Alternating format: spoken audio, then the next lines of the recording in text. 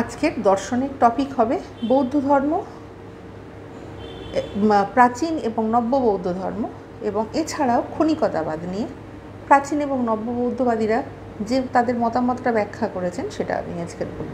প্রথমে আমাদের জানা দরকার বৌদ্ধ ধর্ম সম্বন্ধে কিছু কথা।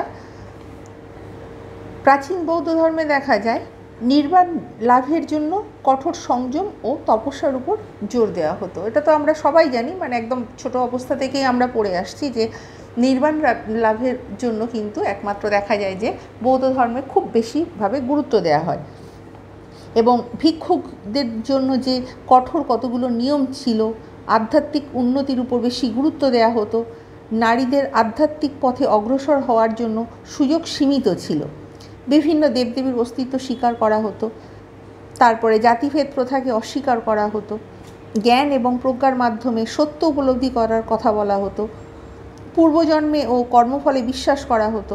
বৌদ্ধ ধর্ম মূলত এশিয়া মহাদেশে বিস্তার লাভ করেছিল। এগুলো কিন্তু একেবারে আমরা এগুলো বৌদ্ধ ধর্ম সম্বন্ধে আমরা অনেক কিছু এইসব কথা আমরা কিন্তু জেনে থাকি। আর এগুলো মানে প্রাচীন যে বৌদ্ধ মতটা ছিল, এইসব ব্যাপারগুলো তাদের মধ্যে একটা কতগুলো নিয়ম নীতি এবং সীমা ছিল এবং তাদের নির্মাণ লাভ ছিল। যিনি বুদ্ধদেব যিনি ছিলেন তিনি নির্বাণ লাভের অধিকারী ছিলেন এবং তিনি নির্বাণের উপর বেশি গুরুত্ব দিয়েছেন এবং সেই যে সম্প্রদায় এবং প্রাচীন যে বৌদ্ধ সম্প্রদায় তারা কিন্তু নির্বাণ লাভের উপর বেশি গুরুত্ব দিত। আবার আধুনিক বৌদ্ধ ধর্মে দেখা যাচ্ছে আধুনিক জীবনযাত্রার সঙ্গে সঙ্গতি রেখে তাদের নিয়ম নীতি অনুসরণ করছে। সাধারণ মানুষের আধ্যাত্মিক উন্নতির উপর বেশি গুরুত্ব দেওয়া হয়, নারীদের সমান আধ্যাত্মিক অধিকারের উপর জোর দেওয়া হচ্ছে। মানে যে নব্য বৌদ্ধবাদীরা তারা কিন্তু আবার নারীদের আধ্যাত্মিক উন্নতির উপর সমান তালে কিন্তু তারা আবার গুরুত্ব দিচ্ছে, কিন্তু প্রাচীনেরা তারা সেইভাবে কিন্তু গুরুত্ব দিত না। বিজ্ঞান এবং যুক্তির সঙ্গে সামঞ্জস্য রেখে ধর্মীয় ব্যাখ্যা দিচ্ছে যে যারা নব্য বৌদ্ধবাদীগণ। তারপরে আধুনিক মনস্তত্ত্ব ও দর্শনের সঙ্গে বৌদ্ধ দর্শনের সমন্বয় ঘটানো হচ্ছে, বিশ্বব্যাপী শান্তি মৈত্রীর বার্তা প্রচার করা হচ্ছে এবং বর্তমানে বৌদ্ধ ধর্ম পশ্চিমের বহু দেশগুলোতেও কিন্তু আমরা দেখছি যে বৌদ্ধ ধর্ম প্রচারিত হয়েছে। এইবারে আমি ক্ষণিকতাবাদে চলে আসব। প্রাচীন এবং আধুনিক যে বৌদ্ধ সম্প্রদায় রয়েছেন তারা ক্ষণিকতাবাদ বলতে তারা কি বোঝেন এবং আমি বিভিন্ন জায়গা থেকে এগুলো কালেকশন করেছি। ক্ষণিকতাবাদ নিয়ে কিন্তু দেখা যায় প্রাচীন বৌদ্ধবাদীরা তারা বলছেন যে সর্বং অনিত্যম, সব কিছুই অনিত্য বা ক্ষণিক। মানে প্রাচীন বৌদ্ধবাদীরা তারা এই রকমভাবে বলতেন যে সর্বং অনিত্যম, সব কিছুই ক্ষণস্থায়ী, স্থায়ী বলে কোনো কিছুই নেই এবং এটাই হচ্ছে তাদের মূল ভিত্তি। নাম্বার 2, মুহূর্তের মধ্যে সব কিছু বিনাশ, প্রতিটি সত্তা প্রতিটি মুহূর্তে উৎপন্ন হচ্ছে এবং বিনষ্ট হচ্ছে। মানে যেটা উৎপন্ন হচ্ছে সেটা কিন্তু তার কিছুক্ষণ পরেই কিন্তু সেটা বিনষ্ট হয়ে যাচ্ছে, অর্থাৎ স্থায়ী বলে কোনো কিছু নেই এবং স্থায়িত্ব কোনো কিছু স্বীকার করছে না। নাম্বার 3, ধারাবাহিকতার বিভ্রম, আমরা যা স্থিতিশীল বলে মনে করি তা আসলে দ্রুত পরিবর্তনশীল এবং মুহূর্তের মধ্যে একটা ধারাবাহিকতা মাত্র। সব কিছুই দেখা যাচ্ছে ধারাবাহিকতা থাকলে সব কিছু কিন্তু পরিবর্তনশীল এবং ক্ষণস্থায়ী, কোনো কিছু কিন্তু আমরা চিরস্থায়ীভাবে আমরা কখনো টেনে নিয়ে যেতে পারি না। নাম্বার 4, আত্মার অস্তিত্ব, অনাত্মবাদ যেটাকে বলা হচ্ছে। যেহেতু সব কিছু ক্ষণস্থায়ী তাই স্থায়ী অপরিবর্তনীয় আত্মা বলেও তাহলে কিছু নেই। বুদ্ধদেবের আত্মা সম্বন্ধেও কিন্তু তারা বলছেন যে এটাকে আমরা যে স্থায়ী বলবো এটা কিন্তু নয়।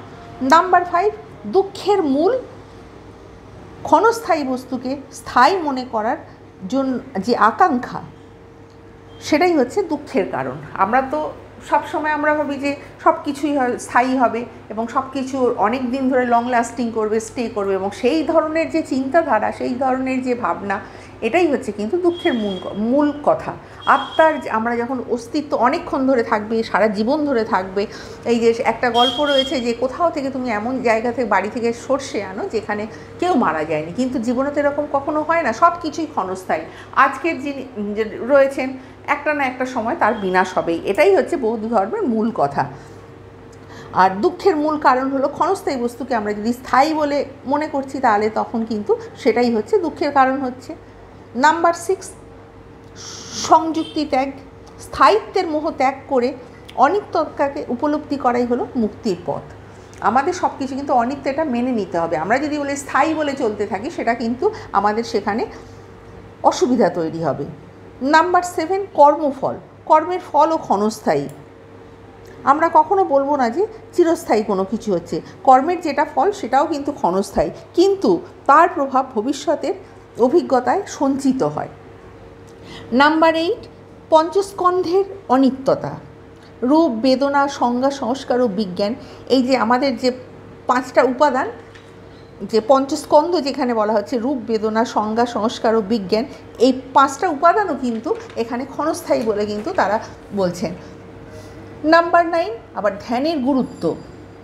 ক্ষণস্থায়ী প্রকৃতির সরাসরি উপলব্ধি ধ্যানের মাধ্যমে সম্ভব হয়ে থাকে। যারা মেডিটেশন করে, মানে প্রাচীন বৌদ্ধবাদীরা, তারা এরকমভাবে বলছেন যে আমরা সব কিছু ক্ষণস্থায়ী আমরা তখনই জানতে পারি যখন আমরা মেডিটেশন করি বা ধ্যান করি, তার মাধ্যমে কিন্তু সব কিছু ক্ষণস্থায়ী এটা বোঝা যায়। নাম্বার 10, নির্বাণ। নির্বাণ বা মুক্তিলাভ, সব কিছু থেকে মোহ ত্যাগ করতে হবে। স্থায়িত্বের মোহ থেকে মুক্তি লাভই হলো নির্বাণ, যা ক্ষণস্থায়ী, তা জগতের বাইরে। সব কিছুই কিন্তু জগতে যা কিছু রয়েছে সব কিছুই কিন্তু ক্ষণস্থায়ী, সব সময় যে সেইটা থাকবে এরকম কোনো নিশ্চয়তা নেই। এবারে ক্ষণিকতাবাদ নিয়ে নব্য বৌদ্ধবাদীরা তারা এবারে কি বলছেন, এবার আমি পরপর বলে যাব। ক্ষণিকতাবাদকে স্থিতিশীল বস্তুর অভাবের চেয়ে পরিবর্তনশীলতার প্রক্রিয়ার উপরেই কিন্তু বেশি তারা জোর দিচ্ছে। নব্য বৌদ্ধবাদীরা তারা যে পরিবর্তনশীলতা রয়েছে সেইটার উপর কিন্তু এরা বেশি গুরুত্ব দিচ্ছে। নাম্বার 2, আন্তর্নির্ভরশীলতা। সব কিছু ক্ষণস্থায়ী এবং একে অপরের উপর নির্ভরশীল, এই ধারণাটি গভীরভাবে আমাদের কিন্তু জানতে হবে।